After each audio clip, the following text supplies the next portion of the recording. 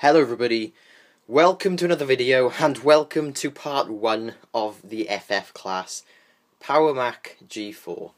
If you get that reference, you're absolutely awesome. If you don't, look it up. It's just pretty old. But anyway, that's regardless. This is the 867 MHz PowerMac G4 MDD that I unboxed in the last video. Before I start, actually, I apologise for the lighting. As you can see, I've got a light there and it's all dark outside, so the quality won't be absolutely at its best, but oh well. But yeah, you may be wondering, Niall, why is there no RAM in here for a start? Why are there no hard drives in here? And why don't you have power plugged in? Well, it's because this G4 now has a 400 watt Samsung power supply in it. Why? The other one was working fine, you say. Well, yeah. The reason why that's got a 400 watt Samsung power supply is because the AC bell has gone into this beast. There is the 400 watt AC bell power supply. I did record a power supply replacement, but the video corrupted. Really annoying, but that was going to be part 1. This is going to be part 2, but there we go. This is, guys, a 1.42 GHz dual processor MDD. I picked it up for £10 from a bloke down the road in Cardiff. The reason why I got it so cheaply is because he basically said it doesn't boot. But he did say that the little light on the power button there comes on when you press it down. So I was like, right, okay. And from a little bit of research, I found it was one of two things. This little pram battery could have gone. So the first thing I did was swap out the pram battery for the one that was in the other G4. Same thing happened, and the machine still didn't boot. So I was like, okay, let's swap out the power supply. And that was an absolute nightmare, because someone's obviously opened this Mac before. And, well, this little Torx screw by here, you won't be able to see that very well. Oh yeah, that's okay. That had threaded. So I couldn't get the power supply out, the broken Samsung power supply out. So what I actually ended up doing was drilling a hole in the screw to get it out, because there was no way I couldn't use a screw stripper. It just wasn't working. So I just drilled straight down the middle of it. And I'll post a picture up on screen now, but the MDD actually bent the drill bit. And I just thought that was so cool. It's just testimony to Apple build quality, really. It bent the freaking drill bit. So I went out and got a bit of a chunkier one, and it did come out then. And it wasn't without its casualty, though, because you can see on the back here, this now has a little bit of... well, I still haven't filed it down properly yet. It will look a little bit neater, but that was what I had to do in the end to get it off. So yeah, this is the back panel from the other one. So this has got the one from the 867 MHz, so it looks a little bit neater, as this is going to be the machine that will be upgraded. But yeah, that's pretty much the story of how I got this Mac, and I still haven't turned it on, guys. I was going to save part 2, which would have been part 2, for the turn on to see if it actually works, but as this is part 1 now and the other part has gone down the drain somewhere, we're going to try it for the very first time here. I so hope this works, guys, because I was there for a day getting off. It was an absolute nightmare, but here we go.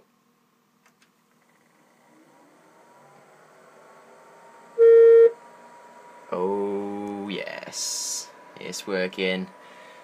It's working, guys. I have a top-of-the-line MDD that is working. So yeah, we're going to do the first bit of upgrades today, and we've got 2 things to go in here. I will show you the hard drives now in a minute. But I have 2 gigs of RAM to go in here, so this thing will be maxed out RAM-wise. PC 2700 as well. And in here, we've got something very cool. We've got a Sonnet or Sonnet, I don't know, I think it's a French company, isn't it? They made a load of parts for the G4s back in the day. It's a Sonnet Allegro USB 2.0 PCI card. I'll show you it in a minute, but it's it's awesome, guys. It's really awesome. So I'll be able to get USB 2.0 in this Mac, which is absolutely incredible, because as you know, this Mac only has the 2 USB ports. It doesn't have any ports on the front, which I will go on to in the future for more upgrades. But yeah, that's pretty much what we're going to be doing today. So I'm going to put you on the tripods and let's get upgrading this thing. I cannot wait, guys. Okay then, so let's take a look at the parts. Before I get to the interesting stuff, I'm just going to show you what hard drive, or hard drives, came with this Mac. This didn't come with 1 hard drive, this didn't come with 2 hard drives, this didn't come with 3 hard drives, this came with 4 hard drives. This MDD cost me £10 and it came with 4 hard drives. The first drive I'm going to show you, one of them was dead, well not dead, but dying, in the sense that it really didn't enjoy being spun up. It was making one hell of a racket. So it was the original Apple branded drive, 120 gigs. So this is going to be going back in. This is the 160 gig Seagate drive that was in the 867 megahertz. And this has a copy of Leopard on it, of course, and that's a very precious thing, because I mean, I don't have a PowerBook anymore. I don't have another PowerPC Mac running Leopard to clone the hard drive over from. So this hard drive is my only copy of Leopard, which is a little bit scary, but that will be going in there. So that's 160 gigs of storage. Next up, we have a Maxter hard drive. This is a Diamond Max 17, 160 gig again, ATA133 it says. I love Maxter drives, I really do. Awesome drives, reliable, cool, quiet. People do say that they're pretty crap drives, but I've had them desktop, laptop, IDE, SATA, and they've never put the foot wrong. They've all worked perfectly, and this is an extra 160 gigs of storage space. Time machine maybe, because it'll constantly be running and they're nice and cool. So that's 320 gigs of storage. We have another Maxter hard drive. This again is a Diamond Max 160 gig ATA133. Of course, the bus in the MDD is ATA100, which is fine by me. So we got another one of these. They both work brilliantly. So that's 320 gigs of storage space in the 160 gig boot drive. That's 480 gigs of storage. And here is another hard drive. This is an IBM DeskStar 120 gig 7200 RPM drive. I've never had an IBM DeskStar before, so I can't comment on them. I do seem to remember that these are unreliable. It may just be my memory going a little bit, but I do seem to remember people complaining about the reliability on these things. But it's working fine at the moment, and well, I'll never be using 600 gigs in this Mac, so for as long as that works, it's fine by me. So now what we're going to do is we're going to open up the MDD, and we're going to rip the hard drive cages out. So, first things first, to get these hard drives in, we have to take out the hard drive cages. Oh, that's lucky. I didn't bother to put the screws back in after I took the hard drives out, so this should be as simple as that. What you do is you pull that screw off there, and then there's a little thing here which you just knock up, and then it just slides off. Easy enough. So now I'm going to do this on the fly and see down here. I mean, it's a little bit tough to see, but the same thing should apply. There's a little latch here, and then that just pulls out like so. Awesome stuff. 2 hard drive cages ready to go. So now we've got those drives out, those drive cages out. I bet we put some hard drives in there then. This one will go here, so it'll be the one running off the ATA100 bus. Although I don't necessarily enjoy having hard drives sat there, as it is the faster bus, but it is up against the copper heatsink. So one day, what I'm planning on doing is routing the IDE ATA100 cable, sleeving it so it goes right angle and then right angle again, so it sits under the optical drives. So we have ATA100 under the optical drives, and then maybe ATA66 up here, which isn't, it's not as much sort of relying on it. So yeah, that's one thing. I have decided in the near future anyway, I won't be putting SATA in this Mac, as basically SATA cards PCI runs at a maximum of 133 megabits per second. the bus in here, the ID bus, 100 megabits per second. A SATA card is far too expensive to justify that little bit of extra speed. I may as well just get myself a SATA SSD and a little adapter. I know this is an FF class Mac Pro and it's going to be over the top and extreme, but at the end of the day, it's not really worth it. If you've got something like a Quicksilver which only has ATA 66, then it's over double the speed, so you can really justify paying that money then. But this has ATA 100. It's basically ATA 100 versus ATA 133, pretty much. I mean, obviously it is going to be quicker than that equivalent, surely, but at the end of the day, it's not. I can't justify paying the amount of money that they're going for. So in we go. I think they just slide up like that. Yep, that's nice. That's really nice. I do want to put. Actually, I'm going to put the master drive on top and the boot drive underneath, so it doesn't get as much heat coming straight off the heat sink, which is surely a better way of doing it. So that's one. And we'll pop the screws in now in a minute. Here's the other one. This one will go under the drive bay. These ones actually slide upside down like that. So what we're going to do is we're going to get the desk star drive, and we're going to slide that under there like so, and the other master drive under here like so. So that's really simple. We've got 100. No, we have maths. Come on, maths. 280 gigs in this bay, running on ATA 66 under the optical drive storage space, and we have 320 gigs running off ATA 100. So that is an awesome place to start from. So I'm going to put the screws in. No, I'll tell you what, you can watch me put screws in. I'm going to put you through the torture of watching me put screws in. It's easy enough. I just got a little standard Phillips, and I got sort of, I don't even know where I got these screws from. They're not the originals from the MDD, because the MDDs are slightly weird in the way that they hold drives. Not the screw size of them. They use the same size drive, the same size screws across all things, and because these hard drives every now and again have a slightly different sort of screw hole size, it can be a little bit fidgety to get it in. So I've just decided to use standard hard drive screws, and they fit in easy enough. We're going to put in two on each side because I like having spare screws around, and I'm not being funny, guys. These aren't going to grow a pair of legs and decide to hop out of the hard drive cages, are they? So anyway, that's two in either side, and they are not going anywhere.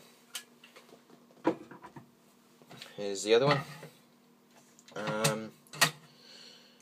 Pop these in. After this, of course, we'll get the RAM in, and then we'll get the thing I'm most excited for, the Sonnet Allegro USB 2.0 card. I'm really looking forward. I've put this drive in the wrong way. I was wondering, where's the screws gone? It's in the wrong way, Niall. There we go. Oh dear, you can tell I'm new to these machines. They are gorgeous though, guys. They really are. They have so much character. I've never been like a raging mental fan over them. I mean, I've always really liked them, but I've always preferred the G5s. But honestly, as I said in the unboxing, you just have to see these in person to really sort of get a real view of it. The way, in a similar way, if you've ever seen a white iMac, one of the white polycarbonate iMacs, it's in a similar way of that. The way the sort of clear plastic sticks out from the colour underneath, it looks really nice. And even though it is plastic, it still looks like a pro desktop. But anyway, I'm rambling now. 2 hard drives, 2 hard drive cages, 4 hard drives ready to go. Let's open the MDD again, and let's slot them in. Okay, so we're going to be popping in hard drive cage number 1, and then I'm going to get you a slightly better sort of view. All of the cables, we've got the ID cables here, and then Molex here. They're all sleeved under the sort of cable management that the MDDs have. They sort of like place little clips on the bottom. It works really well. Keeps cables out of the way. But this machine is so dense, it's really tough. I'm going to have to actually, without popping everything out, I'm going to have a go at popping these without popping in these cables before I actually put. Oh god, this is a nightmare. It's such a dense machine. There is literally no space for anything. Oh god. Yeah, hang on, there we go. We're getting there now. Give me a second, guys.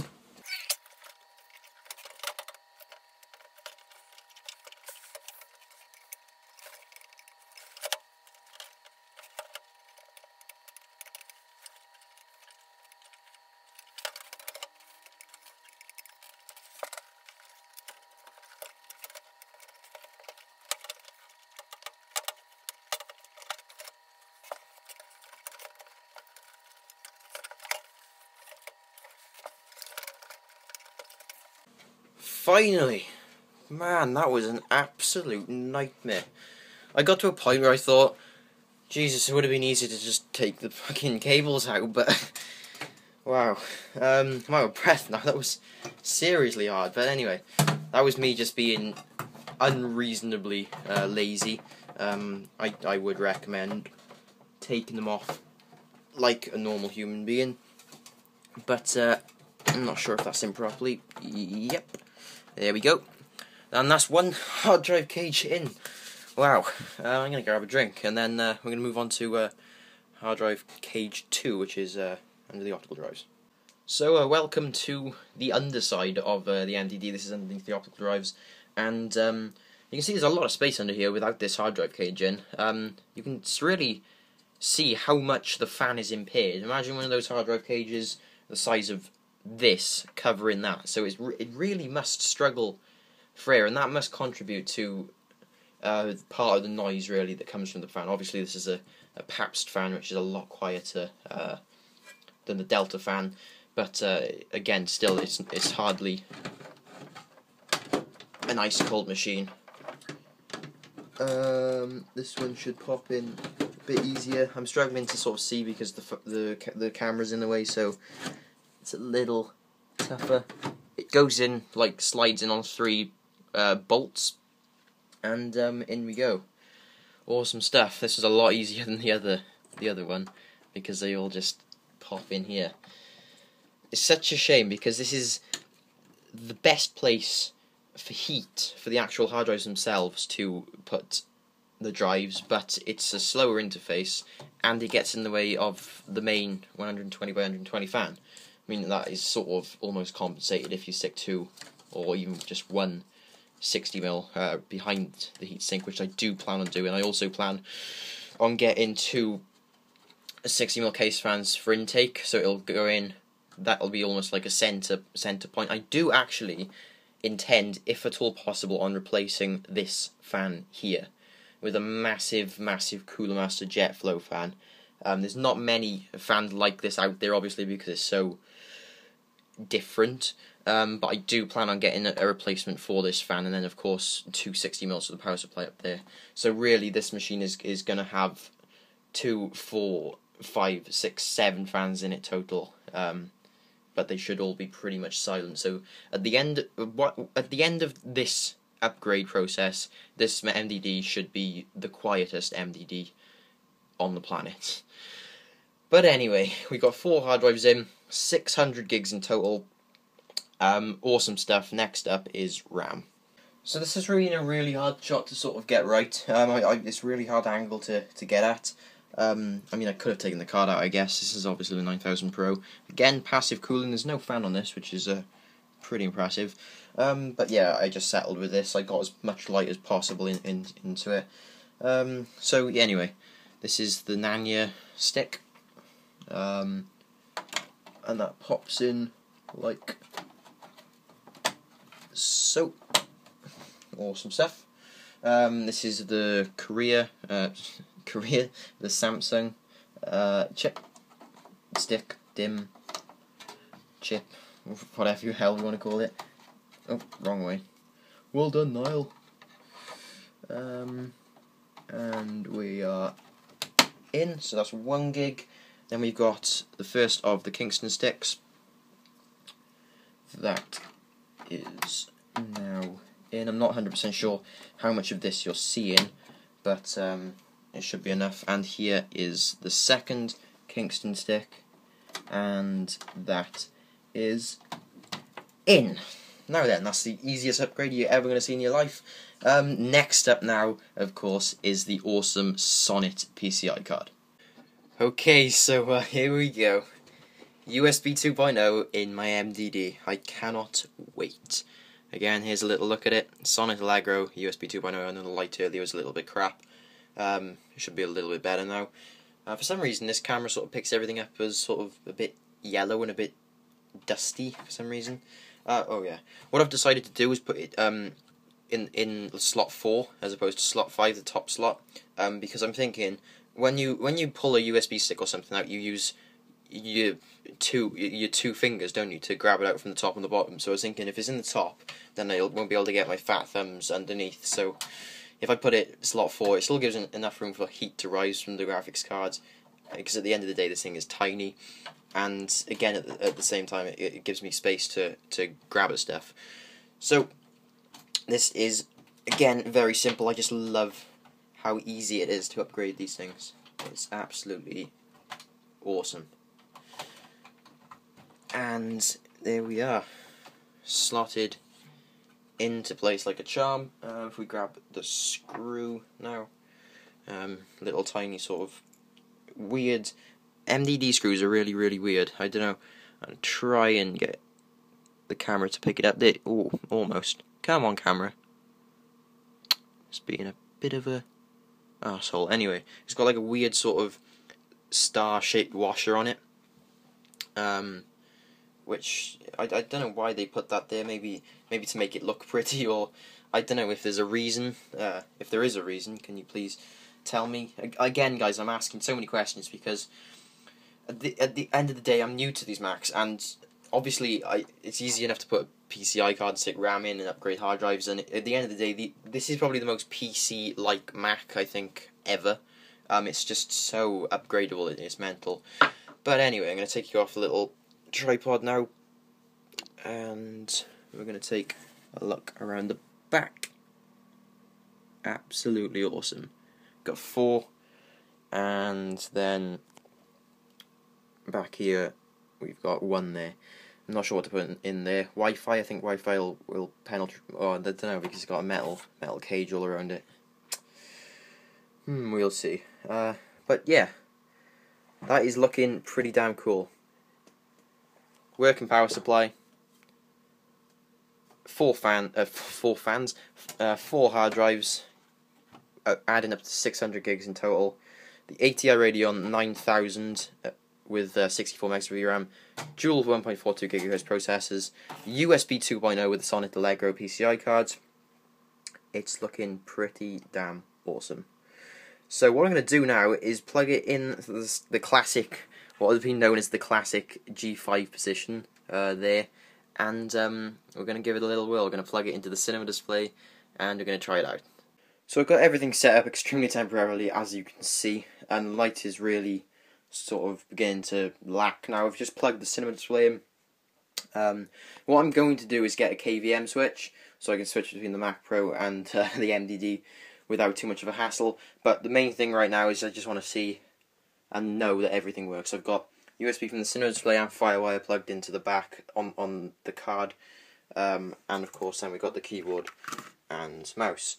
So here we go.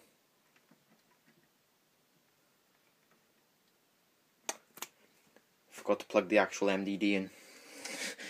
Be right back, guys. Oh my god, I shat my pants then. Okay then, so brain fart rectified. We're gonna hit that button. Oh yes.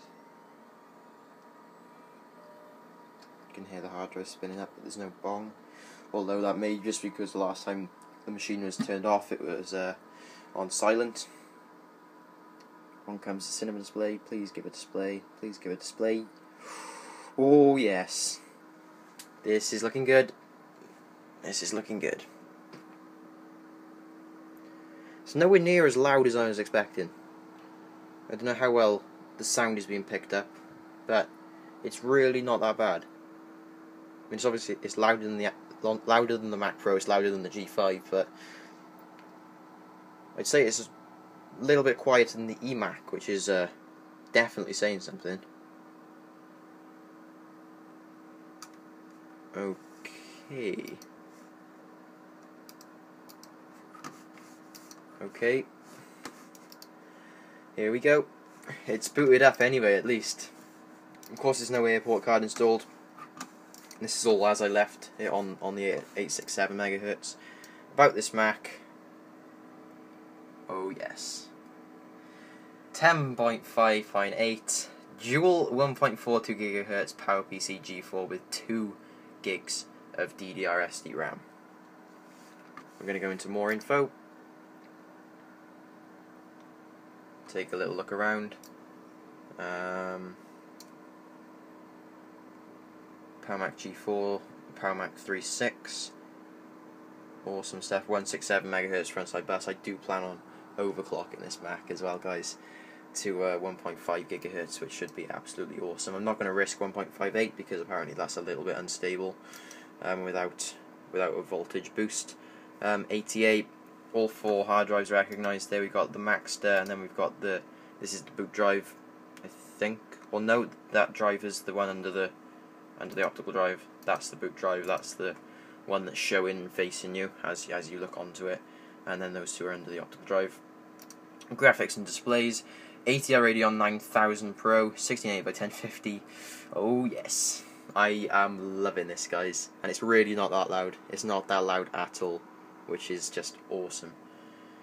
Memory, all working absolutely brilliantly. 512 megs each, PC 2700U. Cool, cool, cool. And PCI cards. This is all plugged in. My keyboard and my mouse plugged into the PCI card.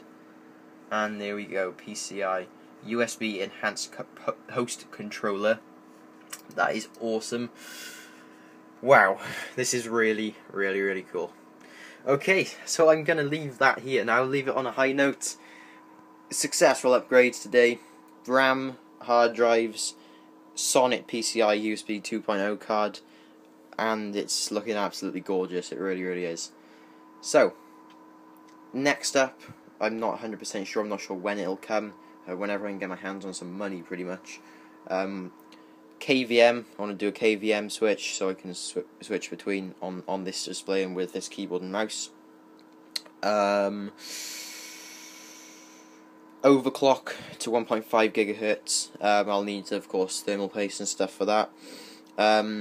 Third, I want to get 5.25 USB in the bottom bay in there, and look at the mirror drive doors. It gorgeous.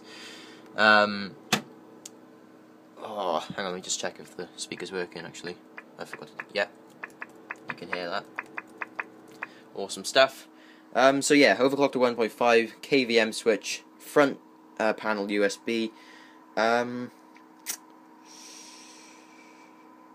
airport card, PCI airport card, or just plug it in as it is anyway, as it's meant to go in. So yeah, this is going to be an absolute beast. It's already a beast. It's already an absolute monster. But we're not going to stop here. This is the FF class PowerMac G4, and this has been part 1, guys. I hope you've enjoyed it. Total massive nerd out on PowerPC in this video, and it will continue. So join me next time, and until then, I'll see you. Bye bye.